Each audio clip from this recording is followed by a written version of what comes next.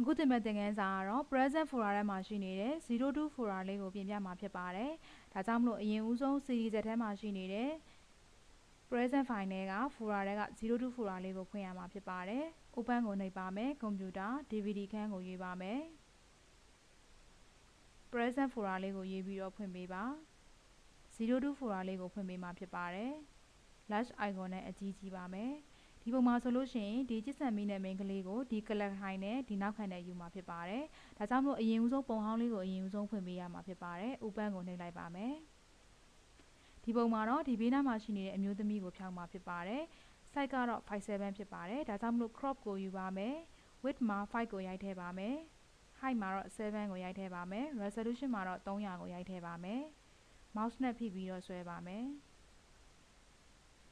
main ကလေးတယောက်တည်းယူမှာဖြစ်တဲ့အတွက်ကြောင့်မလို့ဒီအမျိုးသမီးကိုအလဲကောင်မှာထားပြီးတော့စိုက်ချိုးရမှာဖြစ်ပါတယ်။လိုအပ်တဲ့ area ရပြီဆိုရင်တော့အမှန်ချစ်လိုက်ပါ။အခုဆိုလို့ရှိရင်ဒီတယောက်တည်းပုံလေးရမှာဖြစ်တဲ့အတွက်ကြောင့်မလို့ဒီမှာဆိုလို့ရှိရင်လက်ကပြတ်နေပါတယ်။ဒီလက်ဆိုလို့ရှိရင်ဒီဘေးနားလက်လေးနဲ့ပုံသဏ္ဍာန်တူလောက်ပါတယ်။ဒါကြောင့်မလို့တူးပေါက်မှာရှိနေတဲ့ clone stand တူးလေးကိုယူလိုက်ပါမယ်။ overstream မှာ100 flow မှာ100ထားပေးထားပါတယ်။ order နဲ့ဖိပြီးတော့ဒီဘက်လက်တစ်ခုကို copy ထပ်ပြီးတော့ပွားထားလိုက်ပါဒီမှာဆိုရင်လည်းထမိန်ကဒီနားလောက်ထိရလောက်ပါတယ်အဲဒါကြောင့်မလို့ထမိန်ကိုထပ်ပြီးတော့နေရာပွားထားမှာဖြစ်ပါတယ်တူလောက်မဲ့နေရာကို order နဲ့ဖိပြီးတော့ mouse နဲ့ဖိပြီးတော့ပွားထားပေးရမှာဖြစ်ပါတယ်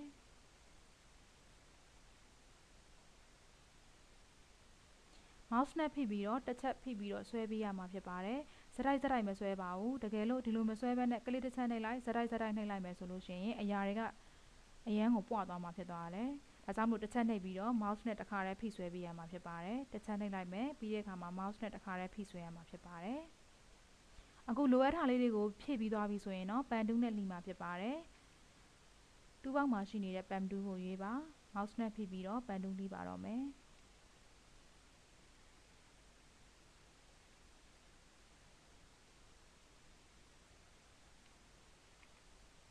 ပုံကိုကြီးချဲ့လီပါမယ်ပုံကိုကြီးချဲ့လီခြင်းကတော့ဒီပုံလေးရဲ့အနားသက်တွေကိုတိတိကျကျလိုချင်လို့ပဲဖြစ်ပါတယ်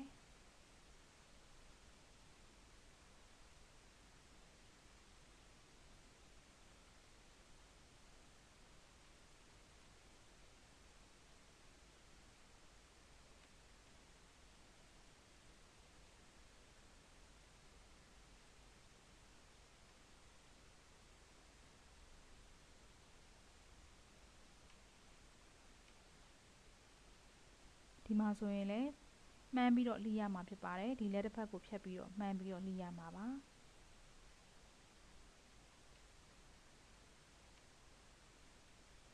စမတ်နဲ့ဆုံးမတ်နဲ့ဆုံးလို့ပန်တူးတစ်ပတ်ဖြစ်သွားပြီဆိုရင်တော့ keyboard မှာရှိနေတဲ့ control enter ကိုနှိပ်ပါမယ် select ထဲမှာရှိနေတဲ့ modify ထဲက feather ကိုနှိပ်ပေးပါ feather မှာ 3 လောက်ထားမှာဖြစ်ပါတယ် ok ကိုနှိပ်ပါမယ် keyboard ကနေပြီးတော့ control ရဲ့ J ရဲ့ကိုနှိပ်ပေးပါ background layer ကိုမျက်စိမှိတ်ထားပေးပါ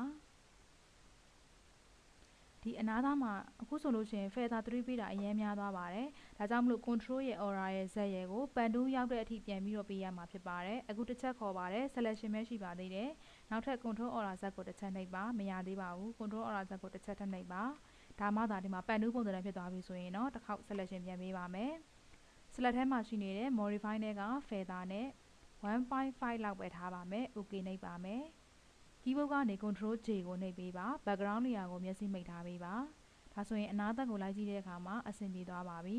ဂျားထဲမှာကျန်နေတဲ့နေရာတွေကိုပန်တူးနဲ့လှီးပြီးတော့ selection ပေးပြီးတော့နောက်ထပ်တစ်ခေါက်ဖြတ်ပေးထားမှာဖြစ်ပါတယ် control enter ကိုနှိပ်ပါမယ် feather ပေးပါမယ် 1.5 လောက်ပဲထားပါမယ် delete နဲ့ဖြတ်ပါမယ်ဒီစပင်နေရာလေးတွေမှာဆိုလဲဒီလိုပါပဲ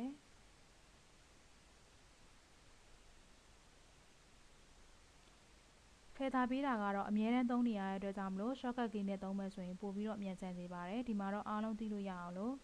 select menu တွေကနေပြီးတော့တွားနှိပ်ပြနေတာဖြစ်ပါတယ် control enter ကိုနှိပ်ပါမယ် feather မှာ 1.5 ထားပြီးတော့ keyboard ကနေ delete ကိုနှိပ်ပါမယ် selection ဖြောက်ဖို့အတွက် keyboard ကနေ control D ကိုနှိပ်ပေးပါဒီပုံလေးကိုအဖြူမဲပဲယူမှာဖြစ်တဲ့အတွက်ကြောင့်မလို့အရင်ဦးဆုံးအဖြူမဲချပေးထားပါမယ် keyboard ကနေ control ရဲ့ shift ရဲ့ U ရဲ့ကိုနှိပ်ပေးပါ ပုံရဲ့အလင်းမောင်အတွက် Control L ကိုနှိပ်ပါဒီပုံမှာတော့အဖြူမဲဖြစ်တဲ့အတွက်ကြောင့်မလို့ Control B ကိုနှိပ်စရာမလိုပါဘူးအရင်ဦးဆုံးလောချထားပါမယ်ဒီပုံမှာဆိုရင်ဒီလက်ကိုဖျက်ရမှာဖြစ်ပါတယ်ဒါကြောင့်မလို့ဒီနေရာလေးတွေကိုကလုံးစတန်တူးနဲ့လှီးတဲ့အခါမှာကလုံးစတန်တူးနဲ့ဒီပြည့်နေတဲ့နေရာလေးတွေကိုပြင်တဲ့အခါမှာဒီလက်တွေပါသွားမှာဆိုရတဲ့အတွက်ကြောင့်မလို့အရင်ဦးဆုံးပြင်ကျင်နေတဲ့နေရာလေးတွေကိုပဲပန်တူးနဲ့ကွက်ပြီးတော့ selection ပေးပါမယ်ဒီမှာလောချထားဖို့လိုပါတယ် selection ပေးပါမယ် feather ကိုတော့4လောက်ပေးပါမယ် OK နှိပ်ပါမယ်တူပေါက်မှာရှိနေတဲ့ကလုံးစတန်တူးကိုနှိပ်ပါမယ်သူနဲ့တူလောက်မဲ့နေရာလေးတွေကို order နဲ့ဖိပြီးတော့ဒီမှာသွားပြီးတော့ဖိဆွဲရမှာဖြစ်ပါတယ်တစ်ခေါက်တည်းဖိဆွဲပါမယ်ကလစ်ကိုစတိုက်စတိုက်မနှိပ်ပါဘူးပြီးသွားပြီဆိုရင်တော့ selection ဖြောက်ပါမယ် control D ကိုနှိပ်ပါမယ်ဒီပုံမှာရှိနေတဲ့အဆက်ပြောက်သေးလေးတွေကိုဖြောက်ဖို့အတွက်အရင်ဦးဆုံးတူပေါက်မှာရှိနေတဲ့ pep 2ကိုယူပါမျက်လုံးနေရာကို selection ပေးပါကီးဘုတ်မှာရှိနေတဲ့ရှစ်ကိုဖိထားပေးပါ selection ပေးပါမယ်နှာခေါင်းကို selection ပေးပါနှာခမ်းကို selection ပေးပါ selection တွေပေးပြီးသွားပြီဆိုရင်တော့ select ထဲမှာရှိနေတဲ့ invert ကိုနှိပ်ပေးပါ filter ထဲမှာရှိနေတဲ့ noise ထဲမှာရှိနေတဲ့ dash and stroke ကိုနှိပ်ပြီးတော့အဆက်ပြောက်သေးလေးတွေကိုဖြောက်ပေးရမှာဖြစ်ပါတယ်အဆက်ပြောက်ပြရုံကိုပဲဒီမှာလာပြီးတော့ချိန်မှာဖြစ်ပါတယ်မျက်နှာတွေကိုပိန်းသွားတဲ့အထိမချိန်ပါဘူး OK ကိုနှိပ်ပါမယ်ဒါဆိုရင်တော့အဆက်ပြောက်သေးလေးတွေပျောက်သွားပါပြီ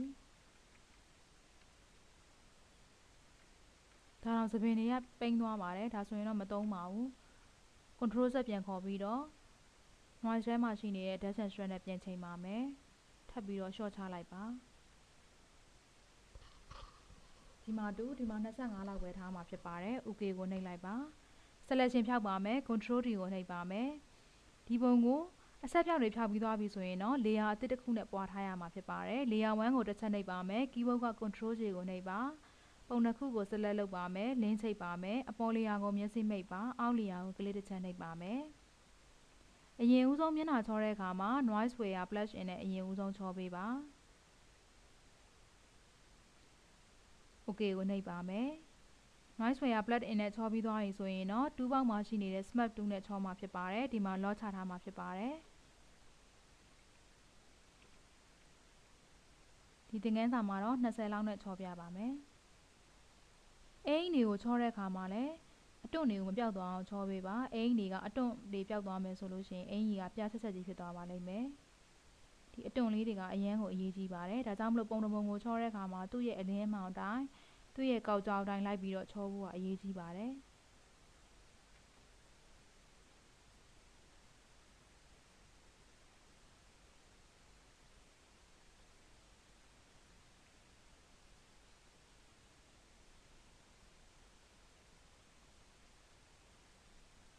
မောက်စ်ကိုဖိပြီးတော့ဝိုင်းပြီးတော့ချောပေးပါဒါဆိုရင်ပို့ပြီးတော့မှုတ်ပါတယ်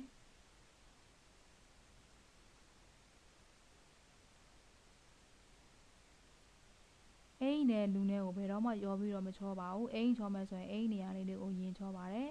ပြီးတော့တဲ့ခါကျမှလူနေရာလေးကိုချောပေးပါစိတ်ရှည်လက်ရှည်နဲ့ချောပေးနိုင်ရင်ပိုကောင်းပါတယ်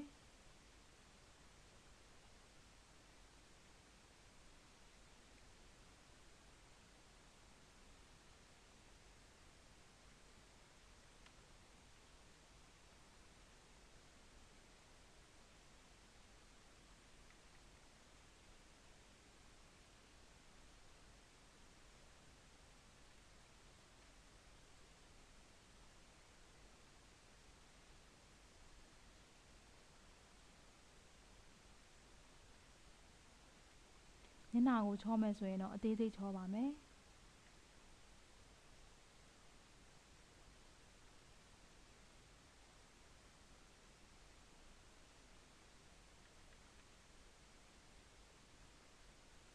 မျက်လုံးတို့နှာခေါင်းတို့ကိုချောတဲ့အခါမှာပုံကိုအကြီးကြီးချဲ့ထားပြီးတော့မှချောမှာဖြစ်ပါတယ်အရှိရသင်ခန်းစာတွေအတိုင်းပုံလေးကိုအသေးစိတ်ချောပေးရမှာဖြစ်ပါတယ်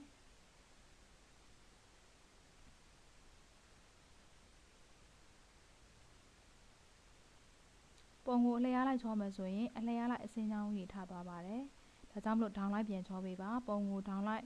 ချောလိုက်အလဲရလိုက်ချောလိုက်လုပ်ပေးရမှာဖြစ်ပါတယ်ဒေါင်းလိုက်ကိုအလဲရလိုက်လောက်ချောပြီးသွားပြီဆိုရင်တော့ mouse နဲ့ဝိုင်းပြီးတော့ချောပေးပါဒီ smart 2နဲ့ချောပေးတဲ့အခါမှာနောက်တစ်ခါ plus ရှင်တွေက noise ဝယ်လေးနဲ့တစ်ခေါက်ထပ်ပြီးတော့ချောအောင်မှာဖြစ်ပါတယ်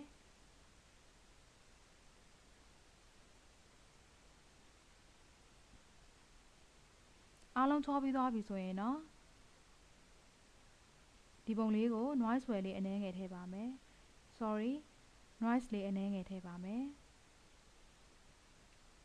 filter ထဲမှာရှိနေတဲ့ noise ထဲမှာရှိနေတဲ့ add noise ကိုနှိပ်ပါမယ် noise ကို 3 လောက်ပဲထည့်ပါမယ် ok နှိပ်ပါမယ်ထပ်ပြီးတော့ control ရဲ့ 8 ကယ် U ရဲ့ကို keyboard ကနေနှိပ်ပေးပါဒါမှအဖြူမဲ့အစစ်ဖြစ်သွားမှာဖြစ်ပါတယ်အခုဒီပုံလေးကိုချောပြီးသွားပြီတန်ပြီးသွားပြီဆိုရင်တော့သူ့ကိုနောက်ခံခုန်ထည့်ပေးမှာဖြစ်ပါတယ် file ထဲမှာရှိနေတဲ့ open ကိုနှိပ်ပါမယ်သူနဲ့ပတ်သက်တဲ့ sample တွေကိုတော့ဒီမှာ sample psd ဆိုပြီးတော့ပေးထားပါတယ်တစ်ချက်နှိပ်ပြီးတော့ open ကိုနှိပ်ပေးပါ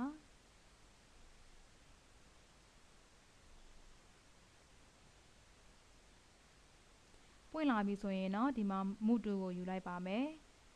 အခုအရင်ဦးဆုံးခုံကိုယူမှာဖြစ်တဲ့ကြောင့်မလို့ခုံလေးရာကိုတစ်ချက်နှိပ်ပေးပါ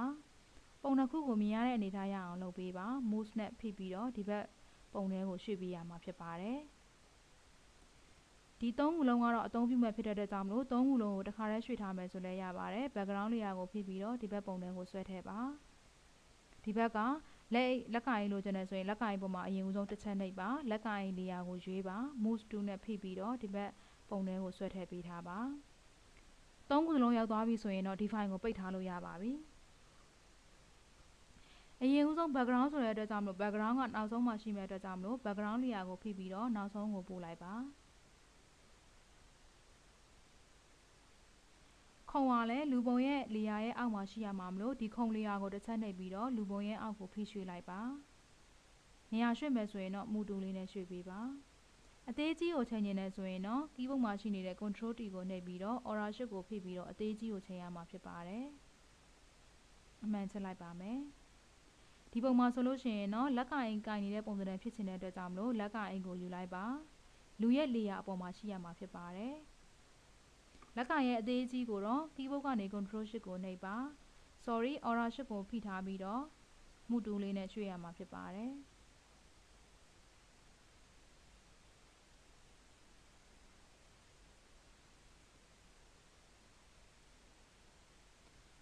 လက်ကအိတ်ကိုလူပုံရဲ့အပေါ်မှာထားရမှာဖြစ်ပါတယ်ပြီးတဲ့အခါမှာတော့ဒီလက်ကအိတ် layer လေးကိုခဏမျက်စိမှိတ်ထားပေးပါပန်တူးကိုယူပါမယ်လက်လေးချောင်းကိုပဲပန်တူးနဲ့လှီးပေးပါဒီနားလောက်ထိရဆိုရပါပြီ selection ပေးဖို့အတွက် control N ကိုနှိပ်ပါမယ် feather ပေးပါမယ် street လောက်ပေးပါမယ်လူလေယာကိုတစ်ချက်ပြန်သွားပေးပါ control ရဲ့ J ရဲ့ကိုနှိပ်ပါမယ်ဒီမှာလက်လေးခုကိုပဲလေယာပွားပြီးသွားပြီဆိုလို့ရှိရင်တော့ပတ်စံအိတ်လေယာကိုပြန်ပြီးတော့ဖွင့်ပေးပါပတ်စံအိတ်လေယာကိုလက်လေယာရဲ့အောက်ကိုရွှေ့ပေးပါဒါဆိုလို့ရှိရင်တော့ပတ်စံအိတ်ကင်ထားတဲ့ပုံစံလေးဖြစ်သွားပါပြီခုံရဲ့အလင်းမောင်ကိုချိန်မယ်ဆိုရင်တော့ခုံကိုတစ်ချက်ပြန်နှိပ်ပါ control L ကိုနှိပ်ပါမယ်ခုံရဲ့အလင်းမောင်ကိုချိန်လို့ရပါပြီ ok နှိပ်ပါမယ်နေရာရွှေ့မယ်ဆိုရင်တော့မူတူကိုနှိပ်ပေးပါ